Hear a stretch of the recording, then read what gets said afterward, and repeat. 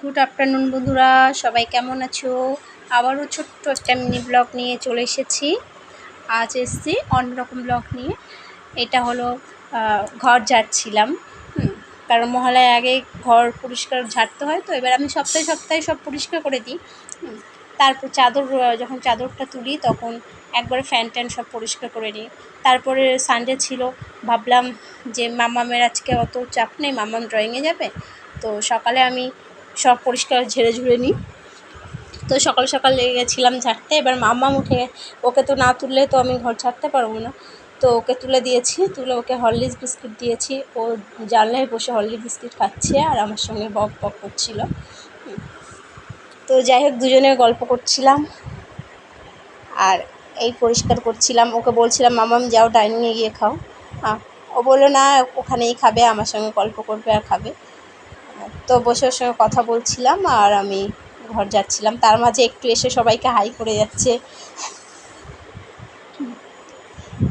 এই যে ওপরের আলমারির ওপরটাও মুছি, কারণ ধুলো পড়ে না। কোথা থেকে ধুলো আসে, এত মুছি তারপরেও কোথা থেকে ধুলো আসে বুঝতে পারি না। যাই হোক, তো সব পরিষ্কার করছিলাম। ওই যে মাম্মাম এসে সবাইকে হাম্পি দিয়ে যাচ্ছে। হেলমেট ছিল আলমারির উপরে, সব নামিয়ে সব ঝাড়লাম, পরিষ্কার করলাম। তার মধ্যে ও কখন এসে সাইডে বসে পড়েছে আমি দেখতেই পাইনি। ওখানে বালিশ নামিয়ে রেখেছি, তারপরে গিয়ে ওদের শুচ্ছে, বলে আমার ঘুম পাচ্ছে, ভালো লাগছে না। আর বললাম থাক, দুপুরে ঘুমাবে, আর ঘুমায় না শোনা।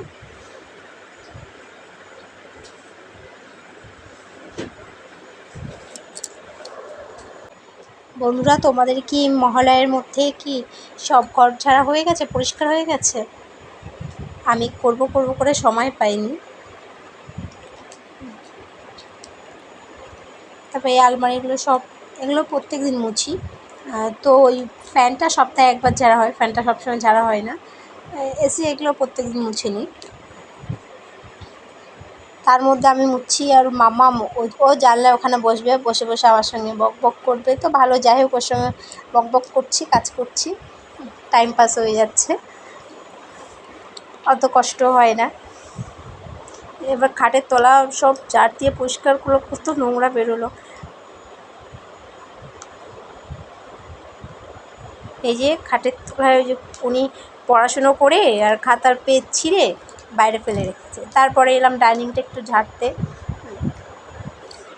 সেরকম ঝুল না, হালকা কিছু কিছু জায়গায় একটু ঝুল পড়েছিল, তো হালকাভাবে ঝেড়ে নিয়েছি। চাদরগুলো সব তুলবো। তার মধ্যে ও আমাকে ভিডিও করে দিচ্ছিল। এবার বাইরের জানলাগুলো একটু পরিষ্কার করে নেব।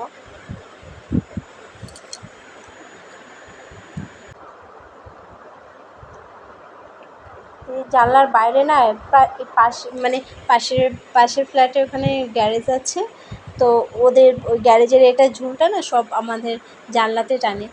যাই হোক, জানলা দুদিন ছাড়া ছাড়া খুব ঝুল পড়ে, তো জানলাটাও একটু পরিষ্কার করে নেব।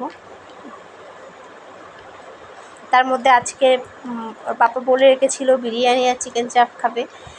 তাই যাই হোক, আর আমি তো চিকেন খাই না, মাটনও খাই না, যার জন্য ডিম বিরিয়ানি হবে আর ওদের জন্য চিকেন চাপ।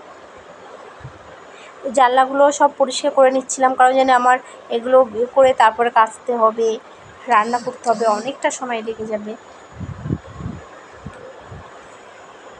তো তাড়াতাড়ি করার চেষ্টা করছিলাম। তার মধ্যে মাম্মাম যাবে ড্রয়িংয়ে, ওকে রেডি করে, ওর ব্যাগগুলো সব রেডি করে, ওকে রেডি করে একটা দাদাভাই এসে ওকে নিয়ে গেছিলো, কারণ পাপার সময় হবে না, পাপা বেরোবে একটু।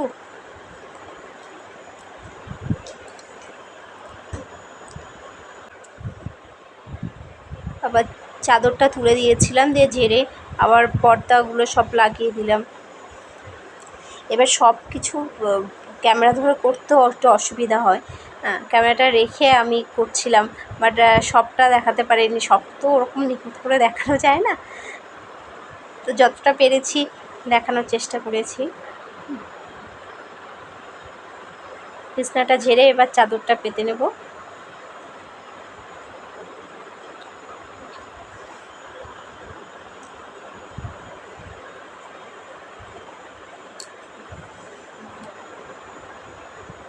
মাম্মাম ও ডাইনিংয়ে দাঁড়িয়ে দাঁড়িয়ে দেখছে। ও আমি ওকে বললাম যে আমি চাদর পেতে ঘর মুছবো, তারপরে তুমি ঘরে ঢুকবে। ও আমার কথা শুনে ডাইনিংয়ে দাঁড়িয়ে আছে। তারপর ওখান থেকে কথা বলছিল। মা, আমার শাশুড়ি মা, উনি পূজা করছিলেন। হ্যাঁ, খাটের সাইডটাও মুছে নিলাম একবারে। এবার আরেকবার আলমারিগুলো সব আরেকবার করে মুছে নেব, কারণ তখন মুছেছিলাম না, তারপরে খাটের নিচটা পরে ঝেড়েছি, যার জন্য একটু ধুলো পড়েছিল। ওই জন্য সবগুলো আরেকবার একটু হালকা করে মুছে নিয়েছিলাম।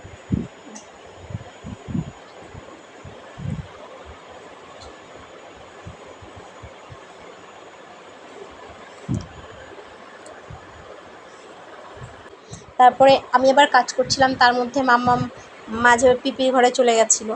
বলে তুমি তো আমাকে করতে দিচ্ছ না, আমি পিপির ঘরে চলে যাব। তো গেল, তারপরে এসে তো স্নান করার জন্য পাগল হয়ে গেছে, ও স্নান করবে।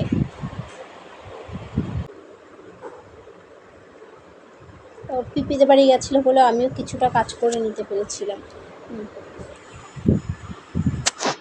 তারপরে এবার এলাম ডাইনিংয়ে সব মোছামুছি করতে। এগুলো মুছে তারপরে যাব কাচতে। অনেক জামা কাপড় পরে গেছিলো কাচার জন্য। এই ঘর পুরো পরিষ্কার হয়ে গেছে। ঘর পরিষ্কার করে ঘরটা মুছে নিয়েছিলাম, ঝাঁটাটা ধুয়ে বাইরে জানলায় মেরে দিয়েছি।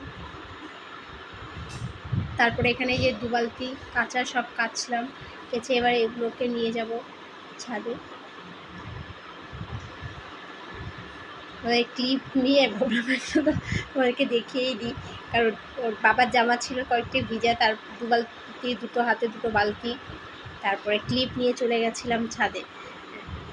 আর এতটাও সেই 4 তলার উপরে ওঠাটাও কম কষ্ট না। তারপরে এসেছিলাম, রান্না করছিলাম, রান্না করে তারপর সবাইকে খেতে দিয়ে দিয়েছি।